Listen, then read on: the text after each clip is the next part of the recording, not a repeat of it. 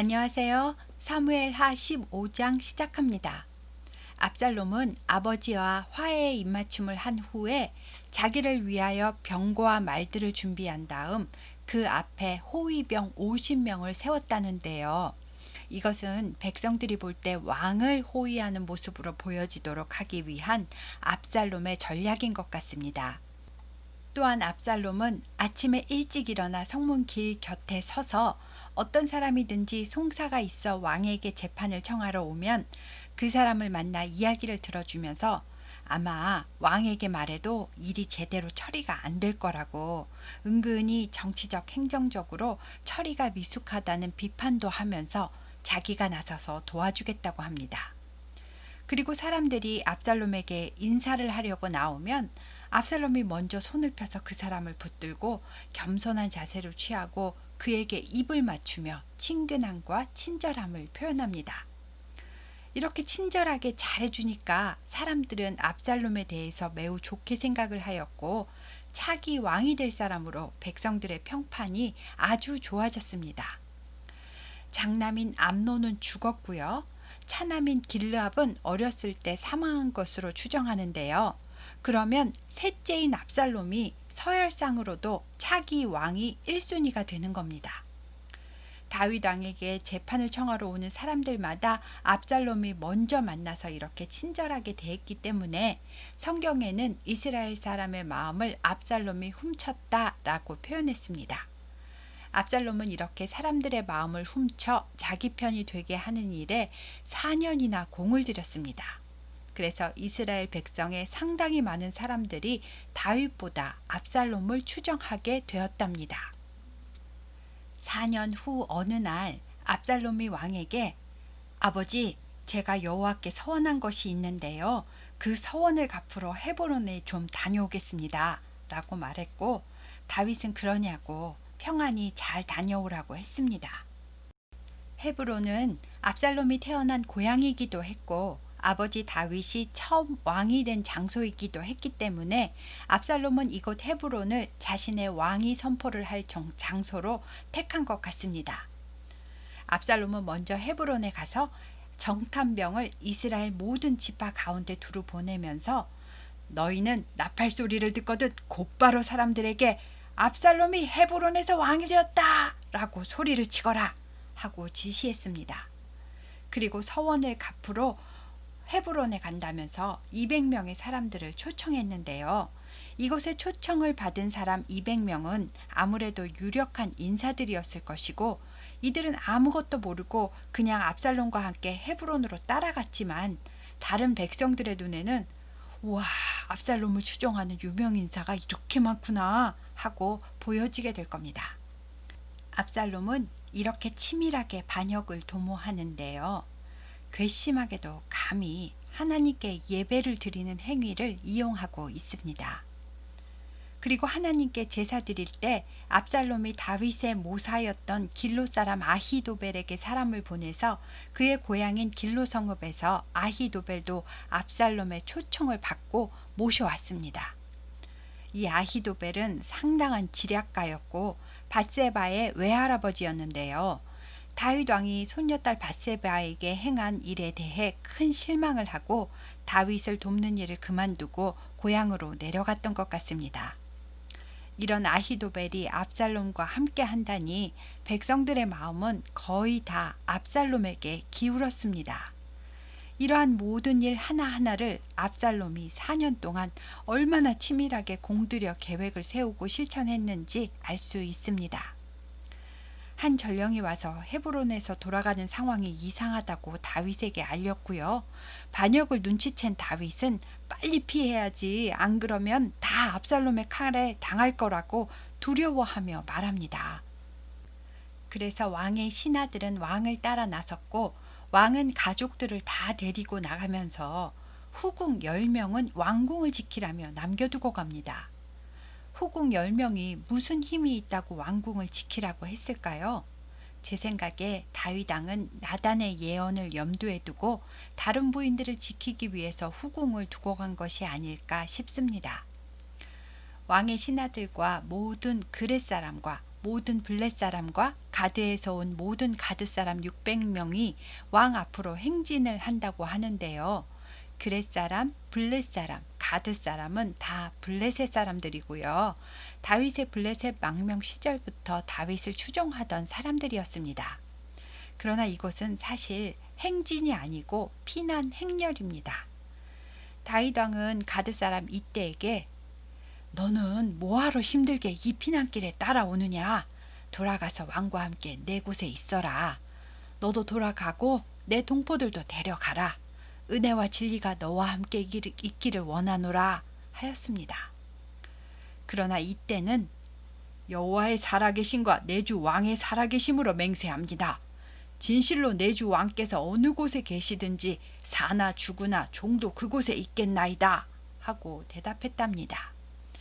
그래서 블레셋 사람들도 다 함께 왕과 예루살렘 궁에서 나와서 기드론 시내를 건너갔습니다.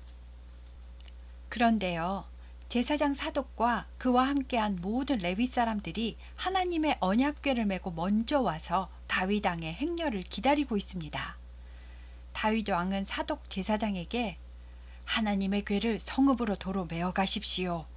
만일 내가 여호와 앞에서 은혜를 입으면 하나님께서 다시 나를 예루살렘 성으로 인도하실 겁니다. 피난 가는 길에 여호와의 궤를 메고 갈 수는 없습니다.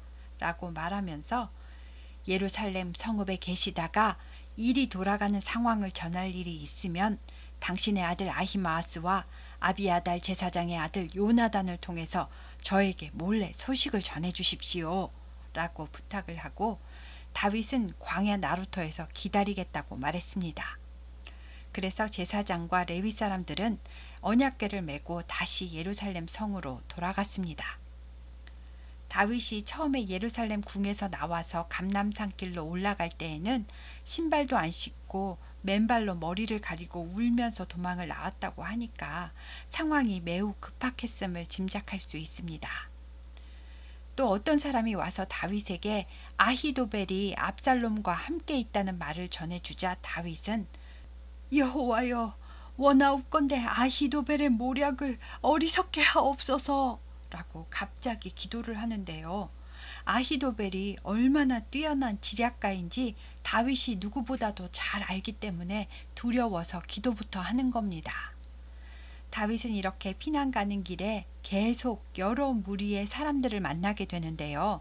어떤 사람들을 만나는지, 이 사람들은 어떤 반응을 하고 또 나중에는 어떻게 되는지 잘 기억해 두시기 바랍니다. 다윗이 감람산 마루턱에 도착했을 때 아렉 사람 후세가 다윗을 맞으러 나왔다는데요. 후세는 다윗의 현재 모사입니다. 그런데 다윗은 후세와 함께 가지 않고 어려운 부탁을 하는데요. 압살롬이 헤브론에서 예루살렘 궁에 도착하기 전에 먼저 얼른 예루살렘으로 가서 이제는 압살롬의 종으로 섬기겠다고 하고 압살롬을 위하는 척하면서 아히도벨의 모략이 무엇인지 알아내고 그 모략을 방해하라고 지시를 합니다. 그리고 일이 돌아가는 상황을 사독과 아비아달 제사장에게 몰래 알려주면 사독과 아비아달의 아들 아히마아스와 요나단이 나에게 달려와 소식을 알리도록 비상 연락망을 짜놓았다고 말했습니다. 그래서 후세는 이렇게 막중한 스파이 임무를 맡고 압살롬이 예루살렘에서 들어오기 전에 먼저 얼른 도착해야 하니까 뛰어갔을 것이고 간발의 차이로 압살롬보다 먼저 예루살렘에 들어갔답니다. 다윗이 또 마루턱을 조금 지나가는데 이번에는 사울의 손자 무비보셋의 종 시바가 안장 지은 두 나귀에 떡 200개와 건포도 100송이와 여름과일 100개와 포도주 한 가죽 부대를 싣고 다윗에게 왔습니다. 시바는 다윗에게 나귀는 왕의 가족들이 타게 하고 떡과 과일은 청년들이 먹게 하고 포도주는 들에서 피곤한 자들에게 마시게 하려고 이렇게 가져왔습니다. 하고 말했습니다.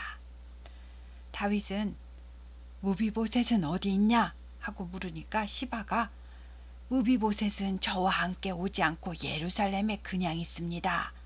또 그가 이스라엘 족속이 내 아버지의 나라를 나에게 돌리려나 보다 하고 말했습니다. 하는 겁니다. 사실상 이거는 말도 안 되는 거짓말인데요. 지금 압살롬이 반역을 일으킨 것이 사울의 손자 무비보셋에게 왕위를 좀 넘겨주려고 하는 것이 아니잖아요. 그런데도 다윗은 순간 판단력을 잃고 무비보셋에게 준 재산을 시바, 네가 다 가져라 하고 말했습니다. 그리고 다윗이 잠시 후에 바후림이라는 곳에 도착했을 때 사울의 친족 중에 한 사람인 시므이라는 사람을 만나게 됩니다. 이 시므이는 나오면서 계속 다윗을 향해 저주하고 돌을 던지는데요. 이 피 흘린 자여, 사악한 자여, 가거라, 가거라. 사울의 족속의 모든 피를 여호와께서 너에게 돌리셨도다. 사울을 죽이고 네가 왕이 되었으나 여호와께서 나라를 네 아들 압살롬의 손에 넘기신 것은 너는 피 흘린 자이기 때문에 네가 화를 자초한 것이다. 자업자득이다 하고 외치는 겁니다. 이 말을 듣고 요압의 동생 아비새가 다윗에게 저놈이 감히 왕을 저주하는데 제가 가서 목을 베버리겠습니다 라고 하니까 다윗은 아니다. 그가 저주하는 것은 오늘 하나님께서 그 저주를 허락하셨기 때문이 아니겠느냐.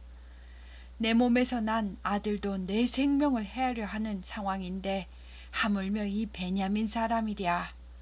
혹시 여호와께서 나의 원통함을 감찰하시면 오늘 그 저주 때문에 여호와께서 선으로 나에게 갚아주실지도 모른다 하고 대답하였습니다. 시므이는 다윗과 그의 추종자들을 산비탈로 따라가면서까지 저주를 하고 돌을 던지며 먼지를 날렸답니다. 왕과 그와 함께 있는 백성들은 이제 다 지치고 피곤하여서 어떤 한 곳에 도착해서 쉬고 있습니다. 한편 그날 압살롬과 함께하는 모든 이스라엘 백성들과 아히도벨도 예루살렘 성으로 들어오는데요. 다윗의 친구이자 모사인 후세가 압살롬을 마중 나가면서 왕이여 만세! 왕이여 만세! 하고 외칩니다. 압살롬은 후세를 보고 너는 어찌하여 네 친구인 다윗과 함께 가지 않았느냐? 하고 물었고 후세는 이제 실세는 압살롬 왕으로 바뀌지 않았습니까? 나는 이제 왕의 아버지를 섬긴 것과 같이 압살롬 당신을 왕으로 섬기겠나이다 하고 대답했습니다. 그래서 압살롬은 별다른 의심 없이 그냥 후세를 받아들였습니다. 그리고 압살롬이 아히도벨에게 자, 아히도벨, 이제 아버지를 어떻게 해야 할지 계략을 우리에게 가르치시오 라고 하니까 아히도벨이 두 가지 방법을 제시합니다. 첫째, 아버지의 후궁들을 궁중 옥상에서 대낮에 사람들이 보는 데서 범하여서 아버지 다윗과는 이제 완전히 돌아섰다라는 것을 백성에게 알리고 세력이 완전히 압살롬에게로 옮겨졌음을 확실히 보여주셔야 합니다. 둘째, 나에게 군사 12,000명만 주십시오. 다윗 왕은 분명히 도망가느라 지쳤을 겁니다. 오늘 밤에 내가 기습 공격을 하면 사람들은 혼비백산 도망을 갈 것이고 나는 다윗 왕만 찾아서 죽이면 다른 흩어진 백성은 자연히 당신에게로 올 수밖에 없습니다. 오늘 밤이 기회이니 이럴 때 다윗 왕 한 사람만 찾아 죽이면 모든 게 끝납니다. 라고 말했습니다. 실제로 아히도벨의 이 계략은 하나님께 물어보고 받은 말씀처럼 정확하고 완벽한 계획이었습니다. 이대로만 하면 이스라엘은 이제 압살롬의 왕국이 될 것입니다. 다윗의 스파이 후세는 이 말을 듣고 너무나 놀랐을 겁니다. 이 계획을 어떻게 하면 방해할 수 있을까요? 그런데 마침 하나님의 도우심으로 압살롬이 아버지의 책사인 후세의 작전도 한번 들어보자고 합니다. 후세는 왕이여, 이번에는 아히도벨의 작전이 좋지 못한 것 같습니다. 왕도 아시거니와 다윗은 전쟁터에서 잔뼈가 굵은 노련한 군인입니다. 그런 다윗이 이런 상황에 백성들과 함께 잘 리가 없을 것이고 아마도 자신을 보호하기 위해서 굴 같은 곳에 숨어서 잘 테니까 이 어두운 밤에는 찾기가 어려울 겁니다. 섣불리 나갔다가 만약에 왕의 아버지 군대가 아히도벨의 군인들을 먼저 공격하기라도 한다면 다윗의 군대가 노련한 군인임을 다 아는 백성들은 압살롬의 사람들이 졌다고 생각할 겁니다. 그러니 제 생각은 이렇습니다. 일단 왕의 군대를 단에서부터 브엘사바까지 다 모으시면 바닷가의 모래알처럼 많은 군사가 모이지 않겠습니까? 그런 다음 왕께서 직접 싸움터로 나가시고 다윗이 숨어 있는 곳을 찾아서 우리가 땅에 내리는 이슬처럼 다 덮쳐서 다윗과 그 모든 부하를 죽이면 아무도 살아남지 못할 겁니다. 만약에 다윗이 어떤 성 안으로 도망을 친다 해도 이스라엘 백성의 수가 많이 있으니까 그 성을 밧줄로 동여 매듯이 에워싸고 점령을 하면 작은 돌멩이 한 개라도 다윗의 것은 살아남지 못할 겁니다. 이렇게 되면 모두가 보는 전장에서 압살롬 당신이 왕으로 용맹스럽게 결정이 될 것입니다. 하고 능청스럽게 실감나게 말했습니다. 성경은 하나님께서 아히도벨의 좋은 계획을 방해하기로 작정하셨기 때문에 압살롬과 모든 이스라엘 백성의 귀에는 후세의 계획이 더 좋게 들리도록 하셨다고 합니다. 그래서 후세의 계획대로 일단 하기로 하고 그 다음날 대낮에는 압살롬을 위하여 사람들이 옥상에 장막을 치고 압살롬은 온 이스라엘 백성들이 보는 앞에서 그 아버지의 후궁들과 더불어 동침을 하였답니다. 그래서 이렇게 나단의 예언도 현실로 이루어졌습니다. 한편 그날 밤에는 자기 계획이 채택은 되었지만 후세는 밤에 얼른 사독과 아비아달 제사장에게 이런 상황을 알려야 했습니다. 그래서 몰래 제사장에게 상황이 이러이러하니까 다윗은 광야 나루터에서 자지 말고 빨리 요단강을 건너가서 대피하라고 알렸습니다. 사독과 아비아달 두 제사장의 아들인 요나단과 아히마스는 사람들에게 들킬까봐 성 안에는 들어가지도 못하고 성 밖에 에느로겔 가에서 대기를 하고 있었고 제사장들은 여종을 시켜서 이들에게 몰래 나가서 알리라고 했습니다. 그런데 어떤 청년 하나가 이들을 발견하고 압살롬에게 가서 보고를 합니다. 그래서 요나단과 아히마스는 빨리 달려가서 바후림 어떤 사람의 집에 들어가서 그의 뜰에 있는 빈 우물 속으로 내려가서 숨었고 그 집 여인은 우물 아귀를 덮고 찌은 곡식을 그 위에 널어 놓아서 감쪽같이 숨겨주었습니다. 압살롬의 종들이 그 집에 와서 여인에게 아히마스와 요나단이 어디 있느냐 하고 물었고 그 여인은 좀 아까 시내를 건너가던데요 하고 대답했습니다. 압살롬의 종들이 재빨리 뒤쫓아가서 찾아보았지만 만나지를 못했고 할 수 없이 그냥 예루살렘으로 돌아갔습니다. 군인들이 간 후에 요나단과 아히마스는 우물에서 올라와 다윗 왕에게 달려가서 후세께서 빨리 일어나 요단강을 건너가라고 하십니다. 아히도벨이 당신들을 해하려고 이러이러하게 계획을 세웠나이다 하고 알렸습니다. 그래서 다윗과 함께한 모든 백성은 밤새도록 요단을 건너갔고 새벽이 오기 전까지는 모두 다 건너가게 되었답니다. 한편 아히도벨은 자기 계략이 시행되지 못함을 보고 나귀의 안장을 지우고 일어나 고향으로 돌아가서 자기 집을 다 정리하고 스스로 목을 메어 죽었답니다. 그리고 그는 조상의 묘에 장사되었습니다. 아히도벨은 일의 결국이 어떻게 될지 다 예측이 되었었나 봅니다. 다윗의 무리는 마하나임에 이르렀고요.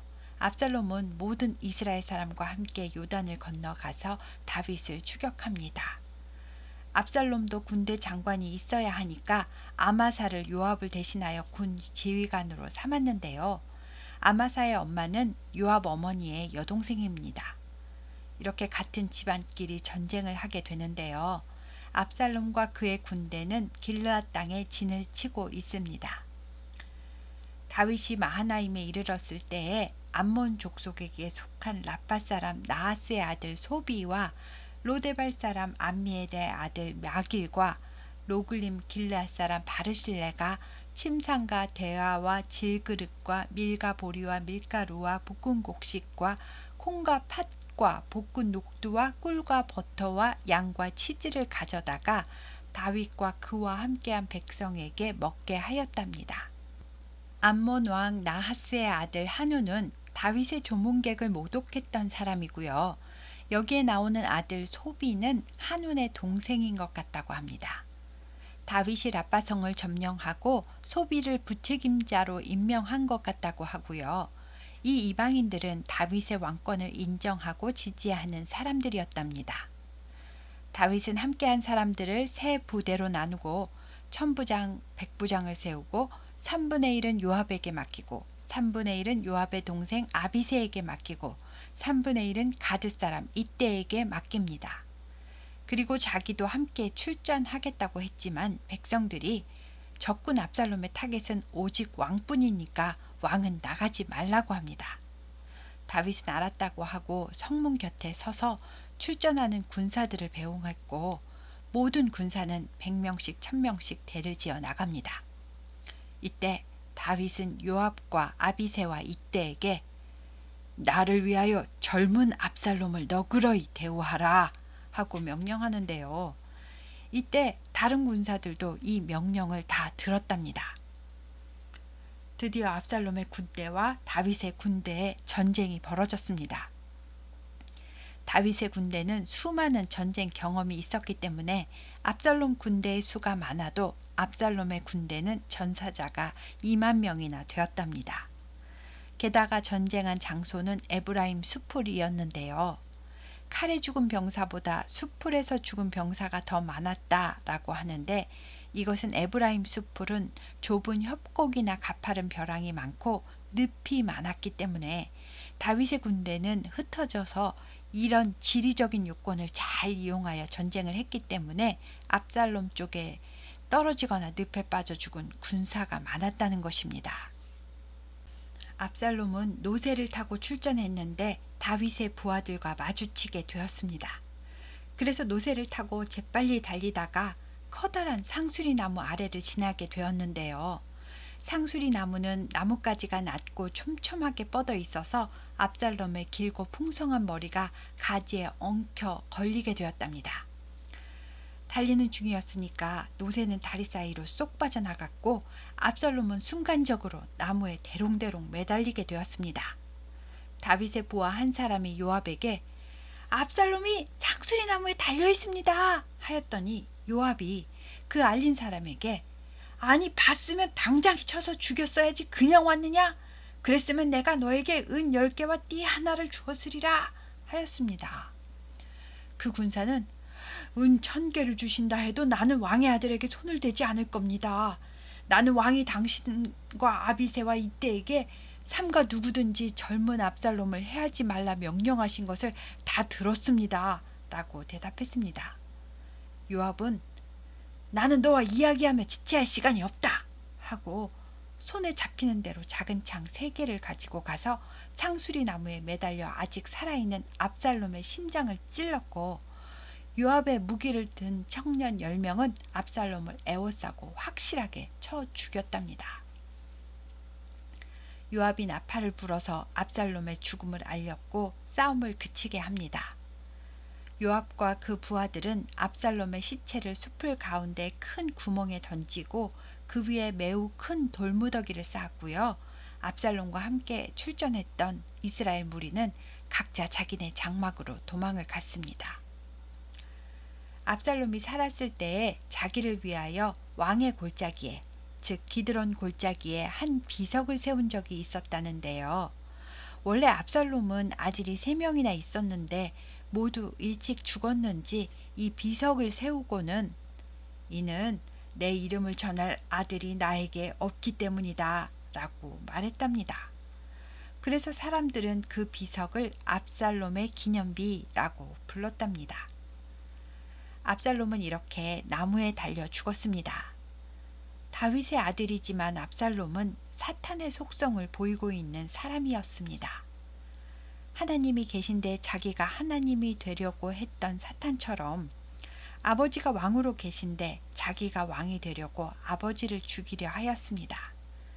그리하여 신명기 21장 23절에 나무에 달린 자는 하나님께 저주를 받았음이니라 라는 심판을 받게 된 것입니다. 이후야 어찌 되었든 압살롬은 가룟 유다처럼 가지 말아야 할 길을 선택하여 갔고 그 결과 저주의 심판을 받았습니다. 예수님도 십자가에 달리신 그 순간만큼은 우리 죄를 다 뒤집어 쓰시고 철저히 저주의 심판을 대신 다 받으셨습니다. 이제 다윗에게 압살롬의 사망 소식을 전해야 합니다. 사독의 아들 아히마아스가 자기가 가서 이 소식을 전하겠다고 합니다. 요압은 왕의 아들이 죽은 소식이 무슨 좋은 소식이라고 네가 가느냐. 이 소식으로는 왕에게 상을 받을 수 없다 하고 구스 사람을 보냅니다. 구스는 이디오피아를 말합니다. 그래도 아히마아스는 계속 요압에게 저도 구스 사람을 따라 소식을 전하러 가고 싶습니다 하고 조르니까 요압은 할 수 없이 그러라고 했습니다. 뭐가 그렇게 급한지 아히마아스는 열심히 달려서 구스 사람을 앞질러 달립니다. 그때 다윗은 초조하게 두 문 사이에 앉아 소식을 기다리고 있었습니다. 아히마아스가 먼저 도착해서 왕이여, 전쟁에서 우리가 이겼습니다 하고 말하니까 다윗은 젊은 압살롬은 잘 있느냐 하고 묻습니다. 아히마아스는 다 알면서 모른 척하고 큰 소동이 있는 것은 보았는데 정확히 어떤 일인지는 잘 모르겠습니다 하고 대답합니다. 그 다음 뒤이어 구스 사람이 도착했습니다. 다윗은 또 젊은 압살롬은 잘 있느냐 하고 묻습니다. 구스 사람은 내 주 왕의 원수와 일어나 왕을 대적하는 자들은 다 그 청년과 같이 되기를 원하나이다 하고 압살롬의 죽음을 알렸습니다. 다윗 왕은 마음이 심히 아파서 문 위층으로 올라가면서 내 아들 압살롬아, 내 아들 압살롬아, 차라리 내가 너를 대신하여 죽었더라면 압살롬, 내 아들아 하였고 위층에서 울었답니다. 여기까지가 18장까지 이야기입니다. 다윗은 모든 게 자신의 죄에 대한 징계라고 생각했던 것 같습니다. 전쟁에서 자기를 죽이려 했던 적군이라도 자기 아들이 죽은 소식은 가슴이 찢어지는 것 같이 아프지만 자기가 사주에서 죽인 충신 우리아의 전사 소식을 가져온 군사에게는 전쟁에서 칼은 누구나 죽일 수가 있는 거니까 걱정하지 말아라 라고 대답을 했었습니다. 여러분, 다윗이 진짜 의인인가요? 그리고 압살롬은 악인인가요? 성경에 당대의 상대적인 의인은 있을지언정 진짜 의인은 예수님 한 분뿐입니다. 시편 1편 6절에 무릇 의인의 길은 여호와께서 인정하시나 악인들의 길은 망하리로다 했던 말씀 중에요. 길에 초점을 맞추셔야 합니다. 반드시 의인의 길로 가셔야 합니다. 아무리 착하고 의로운 사람이라도 악인의 길로 잘못 가면 결국에는 망하게 되는 겁니다. 다윗은 우리와 성정이 같은 평범한 사람인데요. 아니 어쩌면 우리보다 큰 죄는 더 많이 지은 사람일지도 모릅니다. 하지만 다윗은 의인의 길로 가기 위해 필사적으로 노력하는 본이 되는 모습을 보였고 하나님을 끝까지 붙들었기 때문에 하나님 마음에 합한 사람이라는 말을 들었다고 생각합니다. 성경을 읽으시면서 누가 의인의 길로 가고 누가 악인의 길로 갔는지 그 결국은 어떻게 되었는지 생각해 보시기 바랍니다. 감사합니다.